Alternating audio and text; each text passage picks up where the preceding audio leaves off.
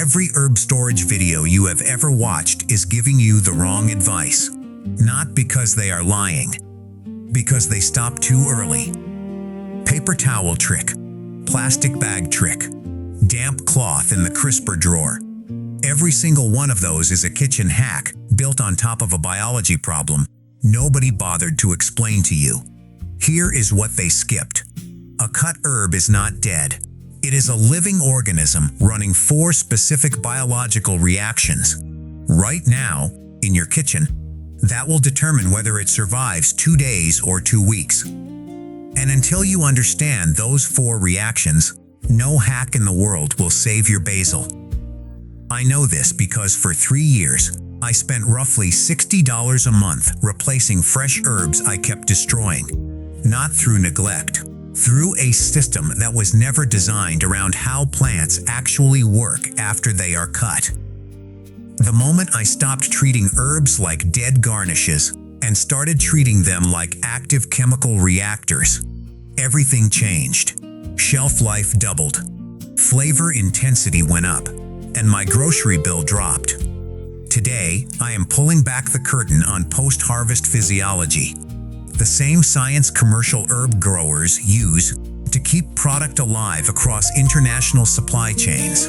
4 microscopic mistakes, 4 biological fixes, and 1 compound at the end of this video, a phenolic monoterpene found in oregano and thyme that physically tears open bacterial cell membranes and creates an invisible antimicrobial atmosphere inside your sealed containers. That last one is the fridge force field. We will get there, but right now, drop it in the comments. What herb keeps dying on you no matter what you try? Because I will bet mistake number 3, the one silently vaporizing up to 35% of your flavor compounds the moment you make a cut, is the exact reason your kitchen should feed your life, not drain your wallet $3 at a time. Replacing something biology could have kept alive for 2 weeks. Society hands you a hack. We are going to hand you a system. Mistake number 1. And this one will permanently change the way you look at your balcony garden. Mistake number 1. The harvest paradox. And this one is not about storage at all. It happens before the herb ever leaves the plant. Here is a question nobody asks. Does it matter what time of day you harvest? It matters enormously. And getting it wrong means you are either destroying the flavor before it hits your pan, or you are guaranteeing the herb rots in 3 days instead of lasting a week. Every single time. Not because of bad luck. Because of plant biology running on a precise molecular clock that most urban growers have never been told exists.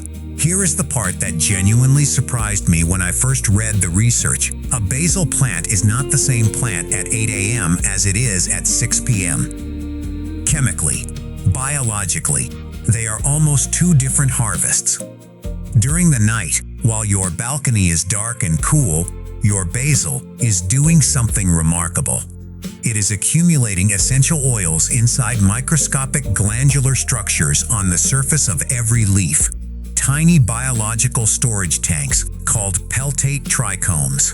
Compounds like eugenol, the primary molecule responsible for that deep, sweet, clove-like aroma that makes fresh basil worth $4 a clamshell, are being synthesized and packed in through the night. But the moment midday sun hits those leaves, those volatile oils begin to evaporate directly into the atmosphere. Gone. You cannot smell them. You cannot see them leaving. But gas chromatography lab data confirms it clearly. Basil harvested at peak morning retains up to 22% more eugenol than basil harvested in the afternoon from the exact same plant. 22%. On herbs you grew yourself, lost before they ever reach your cutting board, simply because of when you pick them. So what does this mean for your balcony harvest? If you are cooking tonight, making pesto, a caprese, anything where raw basil flavor is the centerpiece, harvest at 8 a.m. That 2-hour window after morning dew evaporates but before midday heat arrives is when eugenol concentration peaks. That is your flavor window. But here is where it gets interesting. If your goal is not cooking tonight, if you want to store that basil in a glass of water on your counter for a week, the biology flips completely. By late afternoon, your basil plant has spent the entire day photosynthesizing under full sun. And all that captured solar energy has been converted into something specific. Dense carbohydrate sugars, packed into every leaf cell. These sugars are not just food. They function as internal cryoprotectants, the plant's own natural antifreeze system. Once the leaf is cut and detached from its root system, these carbohydrate reserves become its only remaining survival fuel. The research is clear on this. Afternoon harvested herbs, carrying maximum carbohydrate reserves, demonstrate shelf life nearly double that of pre-dawn harvested herbs stored under identical conditions. Double. From the same plant. On the same day. That is not a small margin. That is the difference between herbs that last 4 days and herbs that last 8. A commercial herb supplier I came across in researching this, running a mid-scale operations supplying restaurants in Southeast Asia, splits his harvest into 2 daily windows deliberately. Morning cut goes to same-day kitchen orders. Afternoon cut goes into the refrigerated supply chain. He has been doing this for 6 years. His post-harvest loss rate sits at under 8%. Industry average hovers around 30%. That gap is not equipment.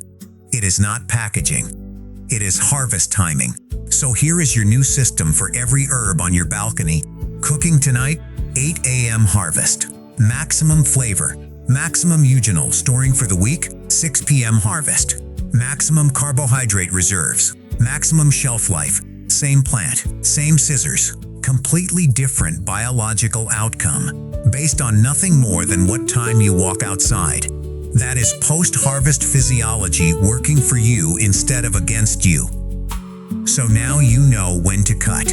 But here is the problem. For at least half the herbs on your balcony, basil especially, it does not matter how perfectly you time your harvest. Because the moment you put them in the wrong place, you are not slowing their death. You are detonating it. Mistake number 2. And this one lives inside your refrigerator. Mistake number 2. The refrigerator death. I want you to picture something. You take a tropical fish, a species that evolved in warm 28-degree ocean water, and you drop it into a bucket of ice water. What happens is not gradual. It is not a slow decline. The cold physically ruptures the cell membranes. The fish does not fade. It collapses. That is almost exactly what you are doing to your basil every time you put it in the refrigerator. Sweet basil, Ocimum basilicum, is a tender tropical annual. It evolved in the warm, humid environments of Asia and Africa. Its entire cellular architecture was built for heat, not cold. And when you expose it to temperatures below 12 degrees Celsius, which is the standard temperature inside most household refrigerator crisper drawers, something catastrophic happens at the microscopic level. Plant cell membranes are composed of phospholipid bilayers, essentially a double layer of fat molecules that must remain fluid and flexible to function. In warm climate plants like basil, these membranes are calibrated to operate within a specific thermal range. Drop below that range, and the lipid bilayer does not just slow down. It physically ruptures. The cold causes the membrane phospholipids to transition from a flexible liquid crystalline state into a rigid gel phase, a process plant physiologists call chilling injury. As the membrane rigidifies, it loses structural integrity. Ions leak across the barrier. Water rushes in through osmotic pressure.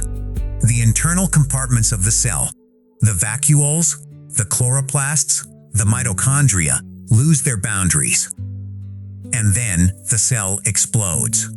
From the inside out, that black, slimy, collapsing mess you pull out of your crisper drawer 3 days later, that is not spoilage in the conventional sense. That is 10,000 ruptured plant cells per square centimeter of leaf surface, releasing their contents simultaneously. The green pigment breaks down, the cellular fluids oxidize.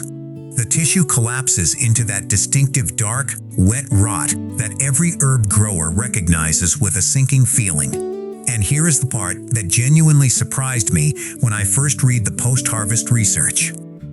The damage is irreversible within hours. You do not see it immediately. The basil looks fine when you first put it in. But the cellular rupture begins within the first 60 to 90 minutes of cold exposure. By the time you open that drawer 3 days later, you are not witnessing something that just happened. You are witnessing the final stage of a process that began the moment the refrigerator door closed. Remember the hook, that $4 clamshell of organic basil thrown into the trash 3 days later? That was not bad luck. That was chilling injury. Every single time. The refrigerator that was supposed to preserve your investment was executing it within the first 2 hours. Now on a balcony micro-farm in a tropical climate. Ho Chi Minh City, Bangkok, Miami, Kuala Lumpur, this problem is compounded. Your basil is already acclimated to ambient temperatures of 30 to 35 degrees Celsius outside. The thermal shock of going from your sun-warmed balcony directly into a 4-degree refrigerator is not just stressful for the plant tissue. It is the biological equivalent of going from a sauna into an ice bath with no warning and no recovery time. And yet, this is the exact journey we put our freshly harvested herbs through every single day. We grow them in heat. We cut them in heat. And then we immediately punish them with cold, thinking we are being responsible. Here is the counterintuitive truth that took me 2 years of dead basil to finally accept. The kitchen counter is a better storage environment for basil than your refrigerator. Not as a temporary measure, not as a last resort, as the correct biologically sound, scientifically validated primary storage method for any warm climate herb. Basil, holy basil, Thai basil, lemon basil, cilantro. Detreme the bottom centimeter off the stems at a 45-degree angle. Place them in a glass with 2 centimeters of room temperature water. Just like a bouquet of fresh flowers, keep them away from direct airflow and direct sun. And at ambient tropical temperatures of 28 to 32 degrees Celsius, post-harvest research on Ocimum basilicum confirms that correctly stored counter basil maintains structural integrity, chlorophyll content, and essential oil concentration for 7 to 10 days, more than triple the refrigerator outcome. Triple. From the same plant, the same harvest, just a different destination after the cut. To put a number on what this costs at scale, research tracking post-harvest basil quality at storage temperatures of 10 degrees Celsius versus 20 degrees Celsius found that even the marginally warmer storage temperature, still well below what most countertops run in tropical homes, extended viable shelf life by more than 40% while preserving a significantly higher percentage of volatile essential oils. The refrigerator is not neutral. It is actively destructive to tropical herbs. And the colder the setting, the faster the cellular collapse. Look, I understand the instinct. We are conditioned to believe that cold equals preservation, that the refrigerator is where food goes to be saved. That logic works for meat, for dairy, for most vegetables. But it is a category error when applied to plants that evolved on the other side of the thermal spectrum. If your basil keeps dying in the fridge, it is not your fault. It is a mismatch between a tool designed for temperate climate food preservation and a plant that was never temperate to begin with. Your garden deserves a storage system built around plant biology, not around the assumption that cold is always better. And I will say this plainly. Any herb storage guide that tells you to refrigerate fresh basil without qualification is giving you advice that contradicts basic post-harvest plant physiology. Full stop. So, we have fixed the timing of your harvest. We have fixed where your herbs go after the cut. But there is a third mistake. And this one happens in the exact moment of cutting itself, before the herb ever leaves the plant. Before it ever reaches the counter or the glass of water, it happens in your hand, in the tool you are holding, and in the invisible hormone it triggers the moment steel meets stem. Mistake number 3 is the silent one. The one that vaporizes up to 35% of your essential oils before the herb ever reaches your kitchen. And almost nobody talks about it. Mistake number 3. The blunt scissor assassin. Let me paint you a picture of what happens inside a plant stem the moment you make a bad cut. You grab your kitchen scissors, the ones you also use to open packaging, trim string, cut tape. The blade is dull, maybe slightly dirty. You squeeze. The scissors do not slice cleanly through the stem. They crush it. They drag through it. They compress the vascular tissue before finally breaking through. In that exact moment, in the half second it takes for those dull blades to crush through the stem, the plant registers what its biology classifies as a catastrophic traumatic wound, and it responds accordingly. Inside every plant stem is a network of vascular tissue called the cambium, the same living cellular layer responsible for transporting water, sugars, and nutrients between the roots and the leaves. When you crush this tissue with a dull blade rather than severing it cleanly, the damaged cells trigger an immediate biochemical emergency response. The wounded tissue floods the plant with a hormone called stress ethylene. Ethylene is not a villain in normal plant biology. In controlled quantities, it is the hormone that ripens fruit, signals seasonal change, and coordinates natural leaf senescence. But stress ethylene, the version released in response to traumatic mechanical wounding, is produced in massive, uncontrolled quantities, and its effects are immediate and devastating. Think of it like this. Your plant has a fire alarm system. Under normal circumstances, that alarm triggers a controlled, measured response. But a crushing wound from a dull blade does not trigger the fire alarm. It triggers every alarm in the building simultaneously. The sprinklers go off. The emergency doors slam shut. The entire building goes into lockdown. And that lockdown, that systemic stress ethylene flood, does 3 things to your herb that cannot be undone. First, stress ethylene accelerates cellular senescence throughout the entire plant, not just at the wound site. Every leaf on every branch begins aging faster. Chlorophyll breakdown accelerates. Yellowing begins within hours rather than days. Second, the ethylene triggers the rapid closure of the peltate glandular trichomes, those microscopic oil capsules on the leaf surface that store your essential oils.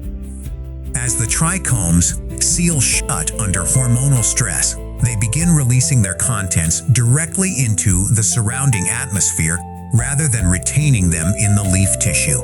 Post-harvest research on Ocimum basilicum confirms that mechanical wounding from dull or improper cutting implements triggers enough systemic stress ethylene to vaporize up to 35% of the plant's essential oil content almost immediately. Not over days, almost immediately.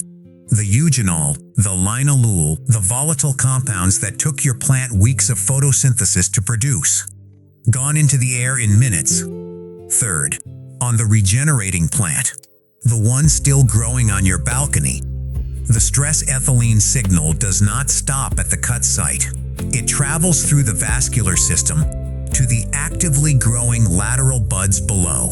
Research tracking basil regrowth after mechanical wounding found that improper cutting technique reduces subsequent leaf size and new growth rate by up to 27% over the following 4-week recovery period. So, a bad cut does not just damage the herb you harvested, it damages every harvest that comes after it. A commercial hydroponic basil operation in Arizona. One of the facilities studied in controlled harvest technique research documented this effect precisely across 2 identical growing systems. Same cultivar, same nutrient solution, same light spectrum, same temperature. The only variable: one system used razor-sharp stainless steel bypass pruners, cleaned between each cut with a 10% dilute solution. The other used standard kitchen scissors, sharpened once at the start of the season. After 10 weeks of sequential harvesting, the bypass pruner system produced 40% more total usable biomass and maintained significantly higher essential oil concentration per gram of dry leaf weight. The kitchen scissors system showed progressively deteriorating regrowth, shorter internodes, smaller leaf pairs, and measurably lower eugenol content. With each successive harvest, same seeds, same water, same light, 40% more herb, just from the quality of the cut. So what do you do? 2 things, both simple, both cheap, both immediately actionable on your balcony tomorrow morning. Fix number 1, invest in a pair of razor-sharp bypass pruners. Not anvil pruners, bypass. Bypass pruners work like scissors, with 2 blades passing each other to create a clean, microscopic slice through the vascular cambium. No crushing, no dragging. A cut so clean the plant tissue barely registers it as a wound. The stress ethylene alarm never fires. The oil capsules stay sealed. The flavor stays in the leaf. You can find a good pair for under $15. That single purchase will pay for itself in the first week of preserved herb quality. Fix number 2. Clean your pruners between plants, and ideally between cuts on the same plant. A quick wipe with a dilute alcohol solution eliminates 2 threats simultaneously: pathogenic bacteria that can colonize the wound site and trigger additional stress responses, and cross-contamination between different herb varieties that can alter flavor profiles in sensitive chemotypes like lemon basil and Thai basil. Clean cut, clean blade. The alarm never fires. The herb never panics. The flavor stays exactly where you grew it to be. I will be direct about this. The single most cost-effective upgrade any balcony herb grower can make is not a new pot, not a better soil mix, not a fertilizer protocol.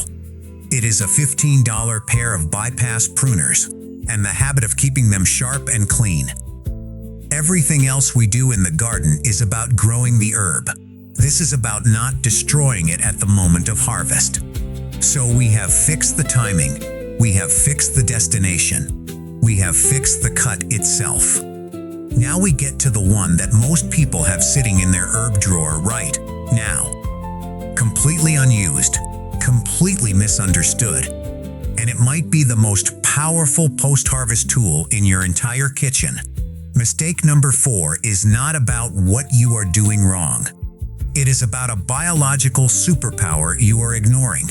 A compound so aggressive that independent laboratory studies show it physically tears open the cell membranes of E. coli and pathogenic storage molds. Not inhibits them, not slows them down, tears them open. And it is exhaled naturally, continuously, by the oregano and thyme already growing on your balcony. The fridge forcefield. Mistake number 4. The fridge forcefield you never knew you had. Right now, on your balcony, there are probably 2 plants sitting quietly in their pots that most growers treat as pure culinary ingredients. You snip a few leaves for a marinade. You strip a sprig for a roast. You use what you need and forget the rest. Those 2 plants are oregano and thyme, and what most urban growers do not realize.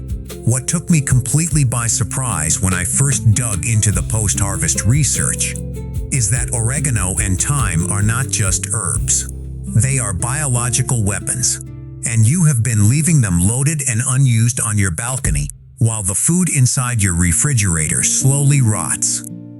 Here is the science, and I want you to pay close attention to this one, because this is where post-harvest physiology stops being academic and starts being genuinely useful in a way you can act on before tonight.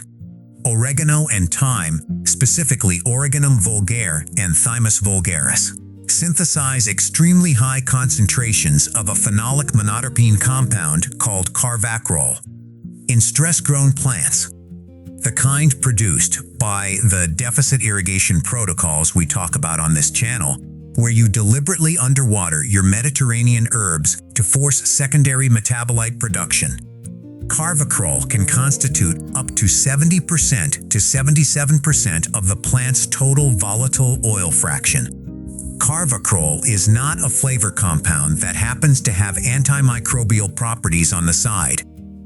It is a primary biological defense weapon that also happens to taste extraordinary, and its mechanism of action against pathogenic bacteria and storage molds is among the most aggressive documented in natural compound research. Here is exactly what it does. Carvacrol is highly hydrophobic, meaning it has an extreme affinity for lipid-based structures. When it encounters the cell membrane of a pathogenic bacterium or a mold spore, it does not just inhibit the organism. It does not just slow its growth. It partitions directly into the lipid bilayer of the cell membrane, physically embedding itself into the fatty structure, and begins destabilizing the entire membrane architecture from the inside. The membrane loses structural integrity. The internal pressure gradient collapses. The proton motive force, the electrochemical gradient that powers the cell's entire energy production system, fails completely. Without a functioning proton motive force, the pathogen cannot synthesize ATP, cannot replicate, cannot mount a defense response. Its internal contents begin leaking through the compromised membrane. And within minutes of exposure, the cell lyses. It ruptures and dies. Laboratory studies confirm that carvacrol exerts this effect against an extraordinary range of pathogens, including E. coli, Staphylococcus aureus, Botrytis cinerea, the gray mold that destroys stored produce, and multiple fusarium species responsible for post-harvest rot in vegetables and fruits. Not inhibition, total cell membrane destruction. But here is what makes this relevant to your kitchen in a way that most people completely miss. Carvacrol is volatile. It evaporates at room temperature. It exists in a gaseous state inside any sealed container where fresh oregano or thyme is present. And that gas, continuously exhaled by a single fresh sprig, creates what food scientists call a modified atmosphere inside the container. A modified atmosphere is not just scented air. It is a chemically active antimicrobial environment where the concentration of carvacrol vapor is sufficient to continuously attack and destroy pathogenic organisms trying to colonize your stored food. Every mold spore that lands on your stored meat, your cut vegetables, your leftover salad, encounters a carvacrol atmosphere before it can establish a colony. Research on carvacrol-rich essential oil vapor applications in sealed storage environments shows significant inhibition of mycelial growth in Aspergillus niger, Alternaria alternata, and multiple fusarium species, the exact pathogens responsible for the majority of refrigerator food spoilage in tropical households. One fresh sprig, one sealed container, one invisible biological shield that works continuously, passively, and for free, powered entirely by the same plant sitting on your balcony. To put this in economic terms, your grocery bill will understand immediately. Fresh organic thyme and oregano retail at specialty organic markets at approximately $95 per pound. The same per pound premium as fresh organic rosemary. That pricing exists because the market understands the biochemical density of stress-grown Mediterranean herbs. The carvacrol concentration, the thymol content, the antimicrobial potency. A commercial food preservation research group studying natural antimicrobial packaging solutions documented that incorporating carvacrol-rich thyme, essential oil, into sealed storage environments extended the shelf life of raw red meat by more than 20 days at standard refrigeration temperatures, while simultaneously reducing detectable pathogen load measurable thresholds to below measurable thresholds.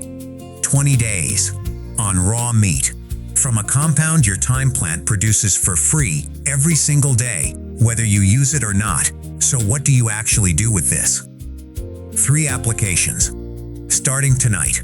Application 1. Take a fresh sprig of oregano or thyme, harvested correctly, cut cleanly with your bypass pruners, and drop it directly into any Tupperware container holding raw or cooked meat before sealing.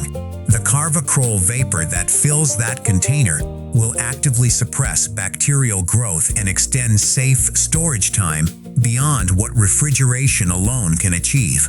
Application 2. Place a fresh sprig in your vegetable crisper drawer, alongside leafy greens, cut herbs, and any produce vulnerable to mold.